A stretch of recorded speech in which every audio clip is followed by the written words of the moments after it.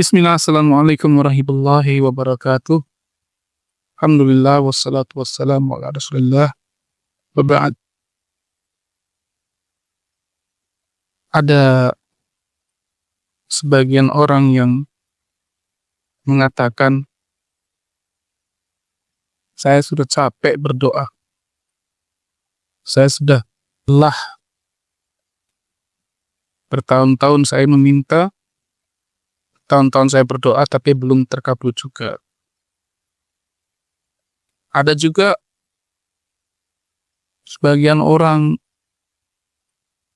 yang mengatakan, nah zaman sekarang ini kan pada masa ini banyak kita melihat tentang kejahatan orang-orang Israel, orang-orang Yahudi yang menjajah, menyiksa kaum muslimin saudara kita di Palestina. Kemudian karena kita kaum muslimin hari ini dalam keadaan lemah, ya, tidak bisa berbuat apa-apa. Ketika ada seorang ustaz, seorang dai yang mengatakan, jangan lupa berdoa Pak, teruslah berdoa. Mungkin ada yang berkomentar, kalau cuma doa aja nggak ada gunanya, gitu. Ya. Masya Allah. Ya pun sekalian, cobalah kita berhati-hati dengan perkataan-perkataan kita. Jangan sampai kita meremehkan doa. Kenapa? Karena sadarkah kita ketika kita berdoa itu kita berdoa kepada Allah Subhanahu wa Ta'ala. Kita itu sedang meminta kepada Allah, Rabbul Alamin, Tuhannya semesta alam ini. Ya. Kalau kita menyepelekan ini, jangan-jangan satu, kita menyepelekan Allah. Dua, ya jangan-jangan kita menyepelekan apa Allah bisa mengabulkan itu. Allah itu maha mampu. Kita banyak baca di Quran, innallaha ala kulli syai'in qadir. Allah itu mampu atas segala sesuatu. Ya. Jadi berhati-hatilah dalam berbicara. Kita itu berdoa kepada siapa? Kita itu berdoa kepada Allah Subhanahu wa Ta'ala. Seandainya doa-doa kita itu belum terkabul hari ini, coba perhatikan kembali sebab-sebab yang membuat mungkin doa kita itu belum terkabul. Di awal kita katakan tadi, cobalah cari waktu-waktu yang mustajab, ya kan? Kalau kita ingin dikabulkan doa, sudahkah kita memperhatikan makanan-makanan yang masuk ke dalam perut kita? Ya, ketika Nabi SAW menasihati Sa'ad bin Abi Waqqas radhiyallahu anhu, beliau bersabda, "Atik mat'anaka takun mustajabatud du'a." Dalam riwayat lain, "Atik mat'anaka takun mustajabatun nas." Perbaiki makananmu, kamu akan menjadi orang yang kabulkan doanya. Ya, kita mungkin pernah dengar juga hadis seorang hamba yang dalam perjalanan di padang pasir, kemudian pakainya berdebu, rambutnya berdebu, dia angkat tangannya ke langit tinggi-tinggi, dia berdoa, ya Robbi, ya, wahai Tuhanku, wahai Tuhanku. Gimana mau dikabulkan, ya kan? Kata Nabi, malbasuhu haram, pakaiannya dari yang haram, mat'amu haram, makanannya haram, masyrabu haram, minumannya haram. Nah, ya kan? Kalau ingin dikabulkan, perhatikanlah makanan-makanan kita. Ya, kalau belum dikabulkan, nanti mungkin Allah masih pengen mendengarkan rengikan kita, tangisan kita dalam sujud, ya kan? Ketika kita mengangkat tangan kita ke langit, ya, mengangkat tangan ke langit itu sesuatu yang sangat agung, ya. Cobalah Bapak perhatikan kalau ada orang-orang mengemis itu, dia angkat tangannya. Ya, Pak, kasihan Pak. Ya, sedekahnya Pak. Apa tega kita Pak untuk menolak orang yang sudah menengadahkan tangannya meminta kepada kita. Ya, kalau Nabi SAW itu, kata Isra bin Anha, beliau orang yang tidak pernah menolak ya, permintaan orang yang meminta kepada beliau. Dalam hadis Salman Al-Farisi, ya radhiyallahu anhu, beliau meriwayatkan bahwa Nabi SAW bersabda, Innallaha hayyun karimun.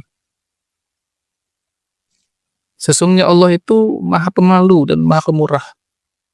Yastahyi min abdihi idza rafa'a yadayhi ilaihi ayyurduhum safaran. Sesungguhnya Allah itu maha pemalu, maha pemurah. Dia malu dari hambanya. Kalau sudah hamba itu mengangkat tangan ke langit, kok hamba itu menurunkan tangannya dalam keadaan sia-sia, ya, dalam keadaan tidak terkabulkan, ya. Hadis ini diriwayatkan oleh Imam Abu Daud dan disesuaikan oleh Syekh Albani rahimahullah. Perhatikan hadis ini, ya Allah tuh malu, ya, kalau hambanya sudah menurunkan tangannya yang berdoa itu kok tidak dikabulkan. Yakin gak kita dengan petunjuk-petunjuk Nabi SAW ini, ya kan? Ya. Nah, kalau ingin dikabulkan doa-doa kita, ya, perhatikanlah tadi waktu-waktunya, adab-adabnya. Kalau kita mau berdoa itu, kata Ibnu Qudamah juga, ya, dalam Mukhtasar Minhajul Qasidin, beliau katakan, ya, kenapa dianjurkan berdoa di waktu sahur? Karena kata beliau, waktu sahur, waktu safa'ul qalbi wa faraghihi. Waktu sahur itu waktu hati kita ini masih bersih, ya, masih jernih gitu, ya kan? Kita baru bangun tidur, ya, belum banyak terkontaminasi dengan kotornya dunia ini. Waktu mustajab termasuk sujud. Kenapa? Karena waktu itu halatul dzulli. Ketika sujud itu adalah keadaan kita yang paling hina. Kita letakkan kepala kita yang kita anggap mulia ini, yang ada di atas ini, kita letakkan ke bawah sejajar dengan kaki kita, gitu loh. Makanya kata Nabi SAW kan, ya, waktu yang paling dekat hamba dengan Tuhannya ketika sujud, ya. Terus doa, perbanyaklah berdoa. Berdoa juga dianjurkan menghadap kiblat, kan? Berdoa dianjurkan untuk merendahkan suara, ya, yakhfadhu sautahu, merendahkan suaranya, memelas. Dianjurkan juga membaca salawat kepada Nabi SAW. Dianjurkan juga untuk bertawasul dengan nama-nama Allah. Nah, sudahkah kita dalam berdoa itu bertawasul, mencari wasilah dengan nama-nama Allah, memuji nama Allah terlebih dahulu. Ya, misalnya kita minta rezeki, ya Allah ya Razzaq, ya Allah yang Maha Pemberi rezeki, warzuqni, berikanlah aku rezeki. Nah, ya kan? Bapak ajarkan kepada anak bapak yang lagi belajar, mau ujian. Nak, baca doa, ya alim, wahai Allah yang maha berilmu, alim nih, berikanlah aku ilmu. Ya, ini namanya tawasul dengan Asmaul Husna. Bisa juga berdoa, bertawasul dengan amal soleh kita. Ya, seperti kisah 3 orang di zaman dahulu, ya, yang ceritakan Nabi SAW, terjebak di gua. Ada batu besar yang menutup pintu gua. Karena mereka tidak bisa menggesernya, lalu salah seorang berinisiatif, mari kita berdoa dengan amal soleh terbaik kita. Setelah berdoa tiga-tiganya, barulah batu itu bergeser dengan sendirinya. Coba, pernahkah kita berdoa dengan amal soleh kita yang paling baik? Apa? Ya terserah. Misalnya, ya Allah, dulu aku pernah dalam satu keadaan di akhir bulan, ya, gajian masih 3 hari, 4 hari lagi, uangku tinggal 100.000, ya kan? Kemudian ada seorang pengemis, dia meminta-minta, kan? Aku bingung, tidak ngasih. Kasihan kalau ngasih, aku juga kekurangan, kan? Tapi karena aku yakin dengan rezekimu yang begitu luas, ya Allah, aku berikan dia uang 100.000 itu. Ya. Coba doa, Pak. Kita ingatkan semua, ya Allah, kalau amal solehku itu engkau terima, engkau anggap baik, maka kabulkan doaku ini, ya Allah. Apa doanya? Silakan. Tawasul dengan amal soleh. Bisa juga sih kita berdoa, bertawasul dengan orang soleh yang masih hidup.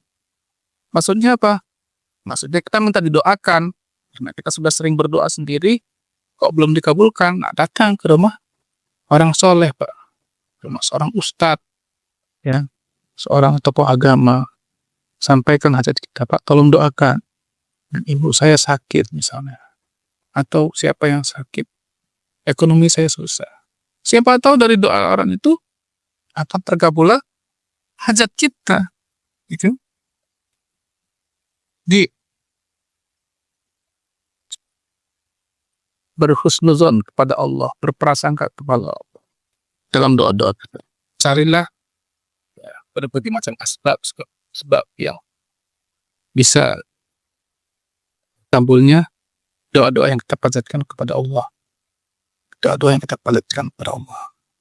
Mudah-mudahan bermanfaat bagi saya dan ikhwan sekalian. Barakallahu fikum. Subhanakallahumma wa bihamdika astaghfiruka wa atubu ilaik. Assalamualaikum warahmatullahi wabarakatuh.